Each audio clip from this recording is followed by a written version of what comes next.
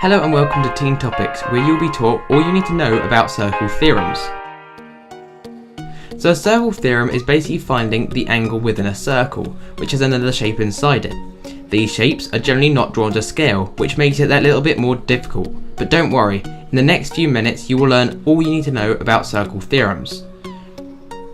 Okay, starting off. A chord is a line that lies anywhere below the diameter that goes from one side to the other of the circle.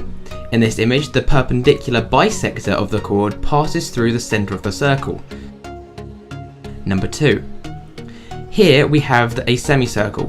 Say we put another one on top and put a random triangle inside this half and name these angles A, B and C, then this angle B will become 90 degrees. But this is no fluke. Even if we have this triangle instead, or maybe even this one, they will always be 90 degrees. In fact, put any triangle here and it will still add up to, yep, 90 degrees. Number 3. A tangent is a line that passes the outside edge of a circle. When this line is touched by the radius, that means the angle will be 90 degrees. Number 4. A subtended angle is almost like our eyesight. When we look at an object, our vision is focused on that. Taking this tree and this man for instance, the subtended angle is 22 degrees.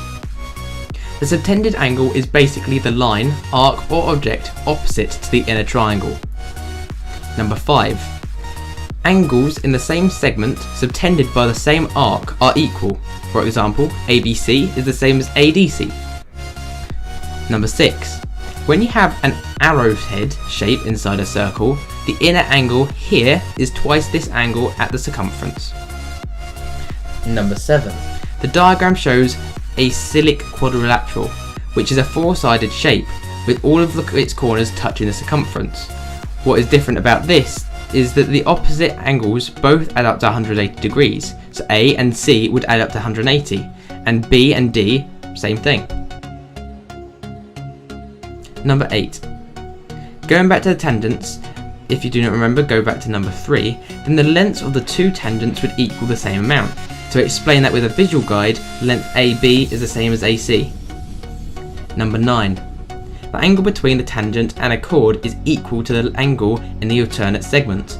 This is also known as an alternate segment theorem. Here was quite a confusing looking sum that you are likely to get in a maths exam. Have a look at this image and have a go. Can you do it? Pause the video and see what you can get. Okay, so the sum we would do is A equals 180 minus 70, divide this all by 2, and this will equal 55 degrees. As some people already know, the base of isosceles triangles will always equal. Now we get the 90 at angle B, and take 55, which equals 35 degrees. How was I able to get this 90 degrees? Well, as previously explained, when a radius and a tangent meet, this creates a 90 degree angle. Now we have 35 degrees from the previous answer, we times that by 2 to get 70. Now we take it away from 180 degrees. Finally, we divide that 110 by 2 to give us 55 degrees. This is the angle marked D. Congratulations if this was your answer. If there is anything you do not quite understand, give me a shout out in the comments down below and I will happily answer your question. If you found it interesting or helpful, then maybe consider pressing that free little subscribe button down below. It really helps me out a lot.